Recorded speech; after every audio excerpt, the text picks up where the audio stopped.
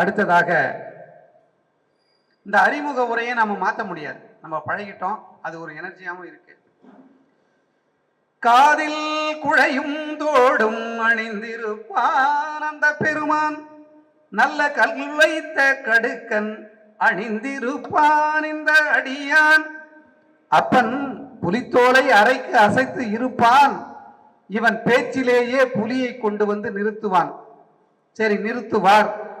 எந்த நிகழ்வையும் பிரம்மாண்டமாய் செய்கின்ற காட்சிக்கு எளியவர், அந்த நிகழ்வு முடியும் வரை அயராத தொண்டாற்றும் மாட்சிமை நிறைந்தவர்.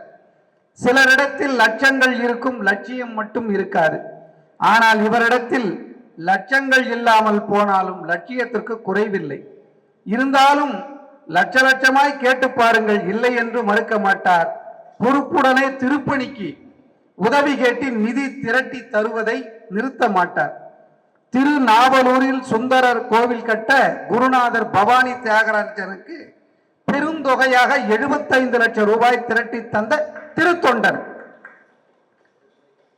1 கோடியாம். தற்போது கடலூர் கரையேறி குப்பத்தில் அப்பருக்காய் பெருநிதி திரட்டும் பெரும் தொண்டன். சைவத்திற்கும் தமிழுக்கும் லட்ச ரூபாயும் கூட கொடுப்பார். வருடந்தோறும் தீட்சை திருவிழாவை லட்சியத்துடன் முன்னின்று முடிப்பார். வர்ற 5ஆம் தேதி 4ஆம் தேதி.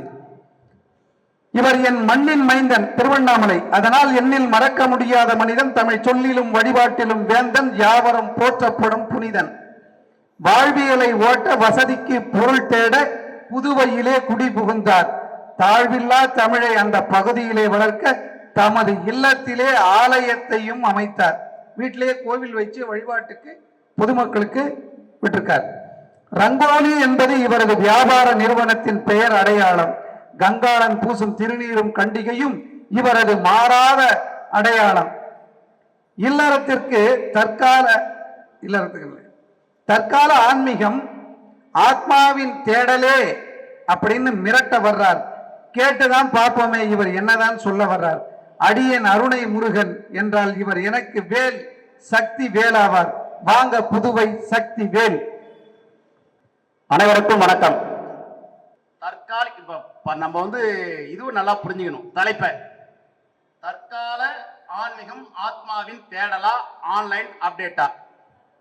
சத்தம் கேட்கல. தற்கால ஆன்மீகம் கேக்குதுங்களா? தற்கால ஆன்மீகம் ஆத்மாவின் தேடலா, ஆன்லைன் அப்டேட்டா? ஆன்லைன் சொன்னாரு. இந்த போனை கூட ஆத்மா தான் வாங்கிட்டு வந்தேன், இங்க தனியா நிக்கல. இதுல தெரியுது அப்டேட்டுக்கு என்ன விஷயம் நடுவில் இருக்கு, ஆத்மாவே இது வாங்கிட்டு வந்து பேசுறதுக்கு என்ன விஷயம் இருக்குன்னு. ஆன்லைன் அப்டேட் சொல்றாரு வெளிய. அவர் என்ன சொன்னாரு, தீபத்தை பத்தி பேசினாரு. நான் பேச வந்த கருத்தே வேற, ஆனா அது சொல்லி திருவண்ணாமலையில வசிக்கின்ற எங்களுக்கிட்டே தீபத்தை பத்தி பேசிட்டு இருக்காரு. ஒரு அம்மா, நான் தீபம் எல்லாம் முடிச்சாச்சு, தீபம் எல்லாம் முடிஞ்சு விரதம் முடிப்போம். திருவண்ணாமலை ஒரு ஸ்பெஷாலிட்டி என்னன்னா 6 மணி வரைக்கும் விரதம் இருப்பாங்க. அந்த தீபத்தை பார்த்த பிறகு சாப்பிடுவாங்க. திருவண்ணாமலையில் இருக்கிற 95 பேர் அப்படிதான் இருப்பாங்க, மீதி 5 பேர் தான் பசித்தாங்கன்னு சாப்பிடுவாங்க. ஒரு அம்மா மட்டும் என்ன பண்ணிடுது, நல்லா சாப்பிட்டு வீட்டுல விளக்கேற்றுது. எப்படி ஏற்றுது? ஆன்லைன் அப்டேட் கேட்டுங்க. ஒரு போட்டோ இருந்தது, இந்த வெல்கம் சொல்லிட்டு 2 லேடி நின்று இருப்பாங்கல்ல, அதுல தீபம் வச்சு நின்று இருப்பாங்கல்ல, அந்த தீபத்தை வாசப்படியில வச்சுட்டு அந்த தீபத்தை கும்பிட்டு இருக்குது. விளக்கேத்தல, ஆன்லைன் அப்டேட்டா, டிஜிட்டல் மார்க்கெட்ல அந்த போட்டோ வச்சுட்டு நான் விளக்கேத்துறேன்னு சொல்லி நல்லா சிரிங்க, வாய் விட்டு சிரிக்கலாம். இது ஆன்லைன் அப்டேட். ஒரு விளக்கினை ஏற்றி திரி போட்டு நல்லெண்ணெயை ஊத்தி விளக்கு ஏத்தினா தான் அங்க மகாலட்சுமி வருவா, தீய சக்திகள்லாம் வராம இருக்கும். அதுக்காகத்தான் நம்ம தீபத்தை ஏற்ற சொன்னோம். ஐயாவோட ஆன்லைன் அப்டேட்டு போட்டோவுல தீபத்தை வச்சுட்டு நம்ம தொட்டு கும்பிட்டு இருக்குது. பையன் பார்த்து தலையை சொல்லிடான், என்னம்மா பண்ணிட்டு இருக்கிறேன், நான் டிஜிட்டல் அம்மாடா, ஆன்லைன் அப்டேட்டடா, அதனால நான் போட்டோ எடுத்து வச்சு வணங்கினேன்னு சொல்றேன். இது ஆன்லைன் அப்டேட்டோட நம்மளுடைய ஐயாவோட இருக்கு. சரிங்களா? அதே மாதிரி அந்த செல்போன்ல பார்த்துட்டு நான் ஆரவாரம் பண்ணுவேன், ரொம்ப உணர்ச்சி பண்ணுவேன். ஏன் செல்போன்ல நான் சாப்பாடு காமில சாப்பிட வேண்டியதானே? உங்களுக்கு என்னென்ன சாப்பாடு தரா நீங்க சாப்பிட வேண்டியது தானே? ஏன் அதை போட்டு புட்டு சாப்பிட்டு மென்னு சாப்பிட்டு அதுக்கப்புறம் தானே சாப்பிடணும். பாருங்க, அந்த அம்மா குலுங்கி சிரிக்கிறாங்க, நீங்களும் சிரிச்சிருங்க, வேற வழி இல்லை. அப்படி பார்த்தோன்னா ஆரவாரம் வந்துருமா, பூத்துருமா. நான் கூட கிட்டத்தட்ட எனக்கு ஒரு 10 வருஷமா வாய்ப்பே இல்லை கார்த்திகை தீபத்துக்கு போயிட்டு 10 திருநாளும் பார்க்கறதுக்கு. இந்த முறை சாமி கொடுத்தா போய் பார்த்தோம்.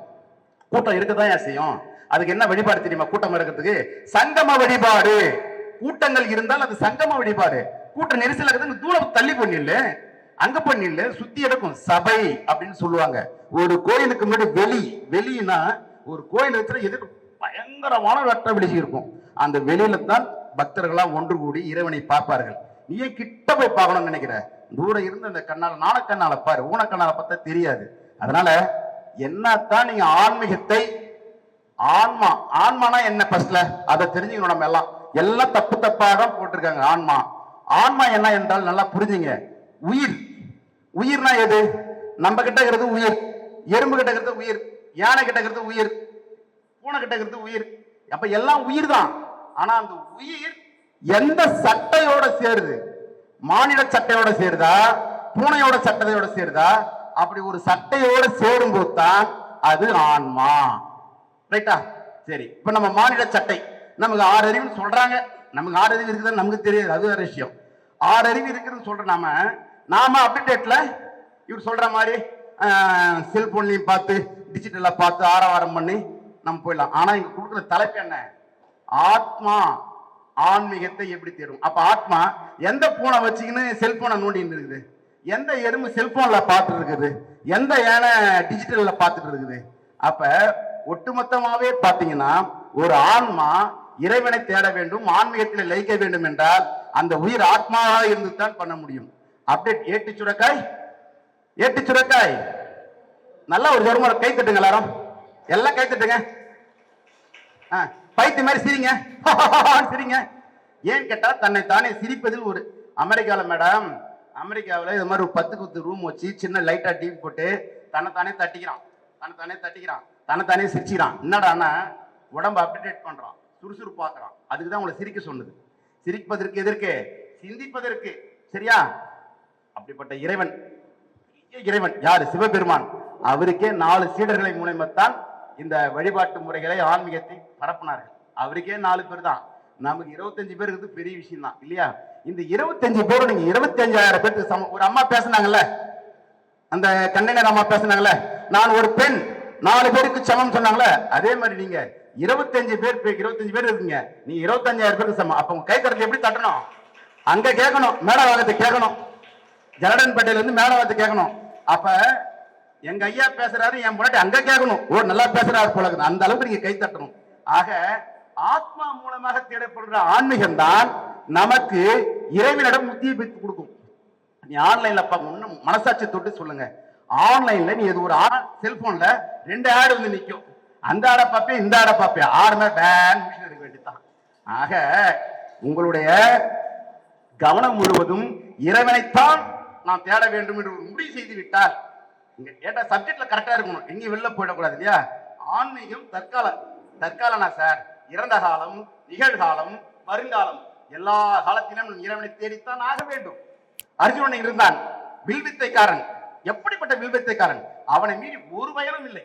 ஆனால் இறைவன் அவனை சோதிப்பதற்காக அங்கு வருகிறார். எப்பொழுது வருகிறான்னா, பயங்கரமான சிவபக்தன் அர்ஜுனன் கடும் தவம் செய்கின்றான். ஆனால் ஒரு பன்றி, அதை கெடுப்பதற்காக ஒரு பன்றி காற்றே அவ்வளவு சத்தத்தோட வருது.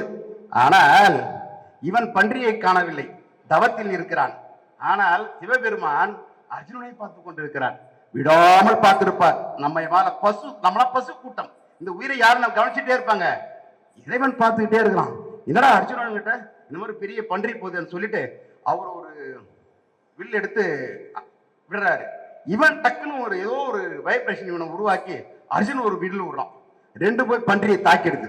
பன்றி தாக்கின பிறகு பார்த்தா இவன் அர்ஜுனன் கிட்ட போறான். நம்ம ஒரு அம்பு தானே விட்டோம், என்னடா அது 2 அம்புன்னு சொல்லி யோசனை பண்ணி இருக்கும் போது ஒரு வேடவன் ரூபத்தில் வந்த சிவபெருமான். வேடனுக்கு ஒரு என்னென்ன அங்கங்கள் இருக்கும், என்னென்ன மேக்கப் இருக்கும், அதே மாதிரி நம்ம ஆளு இருக்கிறார். அவருக்கு என்ன இருக்கு, நினைச்சாருன்னா வரப்போறாரு. அப்ப கேட்கறான், நான் கொன்ற பன்றியை நீ எப்படி கொள்ளலாம் அப்படின்னு. சாமி சொல்றேன், நான் செத்த பாம்பு அடிக்கிற ஜாதி நான் இல்லப்பா, நான் ஒரு சிறந்த வேடன், நான் தான் ஃபர்ஸ்ட்ல கொன்னேன் அப்படின்னா. 2 பேருக்கும் பிரச்சனை. அப்புறம் இவங்களுக்கு தெரிஞ்ச 2 வில்வத்தையும் பயங்கரமா மோதிக்கிறாங்க. இதெல்லாம் ஆன்லைன்ல பார்க்க முடியாது.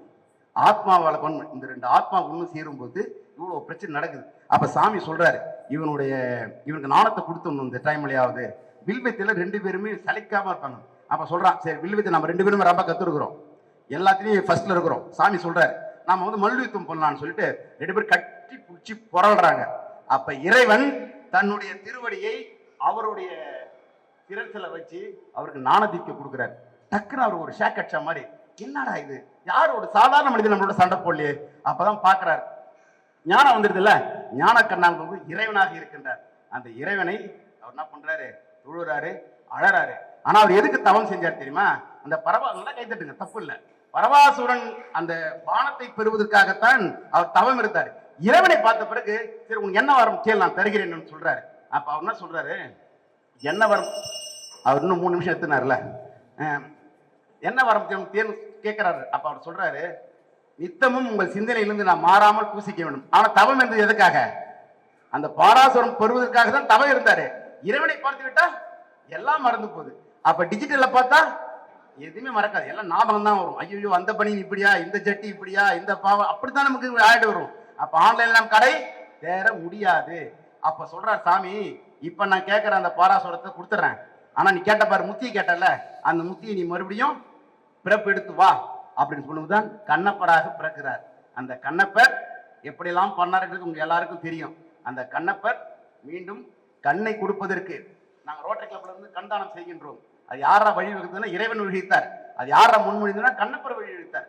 ஆக இப்போ மீண்டும் சொல்கின்றேன், இப்ப அடுத்த சுற்று இல்ல, அடுத்த சுற்று இல்லையா, இன்னும் 2 நிமிஷம் நம்ம எடுத்துக்கலாம். ஆகவே பெருமானுடைய கருணையினால் ஆத்மா என்ற ஒரு சட்டையை கொடுத்திருக்கிறார். அதுல போய் நீ இறைவனை தேடு, இறைவனுக்கு நன்றியாக இரு, இறைவனை நேசி. அதனால் உனக்கு கட்டுப்பட்டு உள்ள 1 அறிவு 2 அறிவு 3 அறிவு 4 உள்ள உயிரினங்களை காக்க வேண்டும், அதை சாப்பிடக்கூடாது. அப்படிப்பட்ட ஒரு புனிதமான ஒரு தேடலை சோம்பேறித்தனமான ஆன்லைன்ல தான் தேடுவான், ஆன்லைன்ல தான் பார்ப்பான். அப்படின்னா இந்த 3 பேரும் எதற்கு, இந்த அணிகள் எதற்கு? நமக்கு தவறான ஒரு செயல்களை சொல்லுவதற்காக இவங்க 3 பேர் வந்திருக்கிறார்கள். அதனால் இந்த பட்டிமன்றத்தை இதோட முடிச்சிடலாம். நமக்கு ஏன்னு கேட்டா, நமக்கு சொல்லிட்டாங்க, அம்மாவே சொல்லிட்டாங்க. அதனால ஆன்மா தான் தேடல்ன்றது சொல்லிக்கொண்டு முழிக்கிறார் தலைவர், என்னடா இவன் இப்படி மாதிரி முடிச்சுட்டாலே அப்படின்னு சொல்லிட்டு. அதனால எப்பவுமே உண்மைக்கு அழிவு உண்டாமா? உண்மைக்கு அழிவு உண்டா? அழிவில்லை. அதனால தற்கால ஆன்மீகம் ஆத்மாவின் தேடலே தேடலே என்று கூறி உங்களிடமிருந்து விடைபெறுகின்றேன். நன்றி, வணக்கம். ஆனா எதை பண்றாங்களோ இல்லையோ, பட்டிமன்ற நடுவராக உட்காந்துன்னா நம்மளை மிரட்டிடுறாங்க. இந்த பக்கம் 3 பேர், அந்த பக்கம் 3 பேர், நடுவில் போட்டு நெருக்கிறது. விளக்கு ஏத்தனாதான் ஒளி வரும்னு சொல்லி சொன்னால் அது அற்புதமான பாயிண்ட். அதை ஆன்லைனில் ஒரு ஃபோட்டோ வச்சுட்டு அந்த இடத்துல ஒளி பரவாது. அது உணர்வுபூர்வமான ஒரு அனுபவம். அது செல்ஃபோனில் சாப்பிட வேண்டியது தானே.